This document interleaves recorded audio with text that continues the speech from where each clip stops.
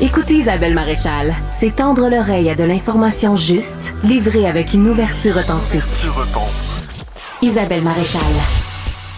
Sébastien Guillon est avec moi. Il est propriétaire de la ferme Guillon à Chambly, de Guillon à Dion. D'ailleurs, ce sont deux familles qui sont frères et sœurs, là. En fait, le premier Dion en Amérique, c'était pas un Dion, c'était un Guyon. Ben oui. Donc, Jean Guyon, après eu François Guyon, puis après, ça a tout disparu, c'est devenu des Dion. Donc, c'est ça. Donc, Céline Dion, votre famille? Lise Dion. Mon Dieu, belle nous, famille. Les Dion, on est des Dion. Ouais, Depuis 1592. Oui, quand même. 1592. Alors voilà pour le portrait familial. Sébastien, merci d'être là. Je suis passée à la ferme Guillon hier à Chambly, sur le bord de la 10. Et là, ça m'a donné l'occasion de prendre plein d'images pour nos téléspectateurs de Cube Télé. Et ça a pu me montrer à quel point vous avez, depuis que vous avez repris la ferme paternelle, parce qu'au au début, c'était un centre de jardinage que votre père, qui est un ancien de Rona, a décidé de partir. Rappelez-nous un peu l'histoire. Courte, Oui. là, c'est notre 15e anniversaire cette année, effectivement. Bravo. Merci.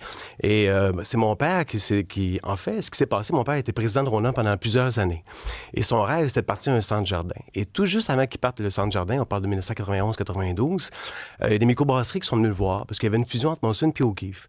Et je vous épargne 15 ans ou 20 ans d'histoire. Il y avait seulement 4 ou 5 microbrasseries. Ils étaient inquiets.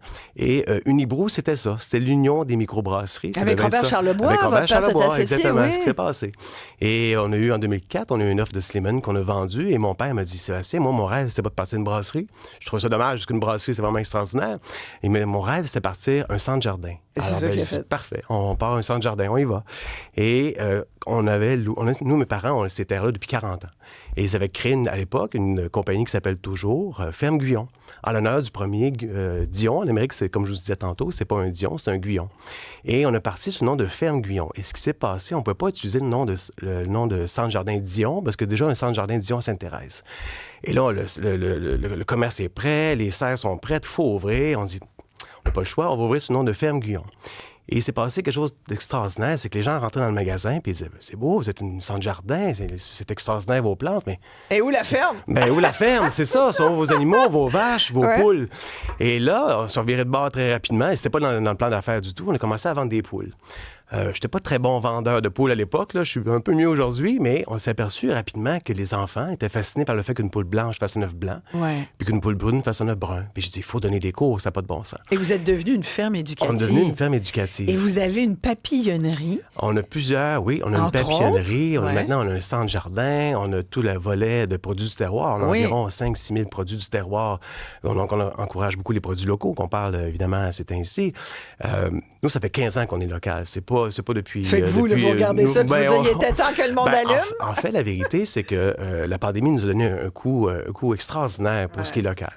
Maintenant, avec le contexte, là, on voit vraiment qu'il y a une deuxième vague qui se propage. Donc, on est assez content de ce qui se passe, nous, aux États-Unis. Vous voyez qu'il y a plus de clients, hein? Il y a plus de clients honnêtement, aujourd'hui. en toute modestie, on a environ, cette année, là, depuis le 8 janvier, là, environ 15 à 20 d'augmentation de l'achalandage. Donc, c'est pour nous important ce qui se passe. Donc, il y a plus de gens. Est-ce que les gens achètent? Oui. Et là, il y avait beaucoup d'éducation qu'on a faite depuis le début. Et maintenant, le consommateur, il est éduqué. Il sait ce qu'il veut exactement.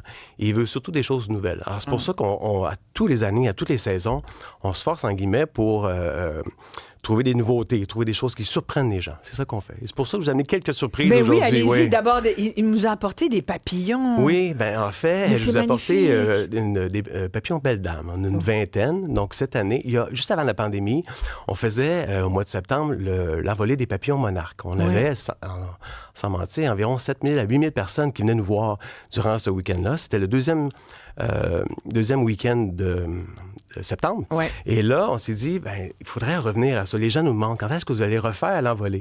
Et c'est ça qu'on a fait. Cette année, on a décidé de produire nos propres papillons. Donc, on a un papillon Belle Dame, qui est le papillon probablement le plus répandu dans le monde. Un papillon assez facile. Et je vous l'offre, donc je voulais vous amener un peu de printemps aujourd'hui. Mais je vais faire quoi avec des papillons? Vous pouvez les relâcher dans quelques semaines. On a une plante haute, on a toute la nourriture. Ben oui, une plante. Donc, dans la température au début mai, là, ça va permettre. Wow. Oui, puis je vous ai amené aussi un plant de fraises. Donc, je m'avais dit l'année passée.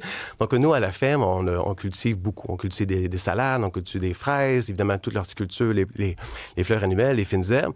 Je vous ai amené nos premiers plants de fraises qui viennent de sortir et je ne savais pas à quel point vous étiez pouce vert.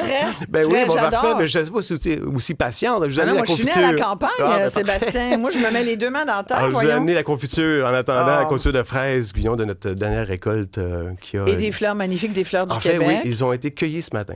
Alors, on a des serres, on produit nos propres fleurs coupées. Et du miel, et bien sûr, également... Évidemment, la bière. Donc, ça rappelle notre domaine qu'on était avant dans la bière. Donc, on a 2 bières qu'on vous offre, la blanche et mais la sincèrement, je dois dire, je salue parce que ça dépasse, là, puis votre papa a pris sa retraite, là, c'est vous et votre frère. Oui. Mais sincèrement, il faut saluer les efforts d'éducation que vous faites parce que hier, j'ai été surprise, il y a beaucoup de familles, il y a des enfants. Énormément. Ça courait, puis on est en 2 saisons.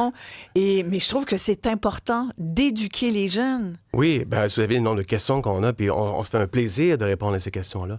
On a environ 150 groupes scolaires qui viennent nous voir par année. Le premier groupe est venu la semaine passée. Donc, toute la semaine, on a des groupes scolaires entre 120 et 125 l'ancêtre serait fier de vous. Et je pense que oui. Hein?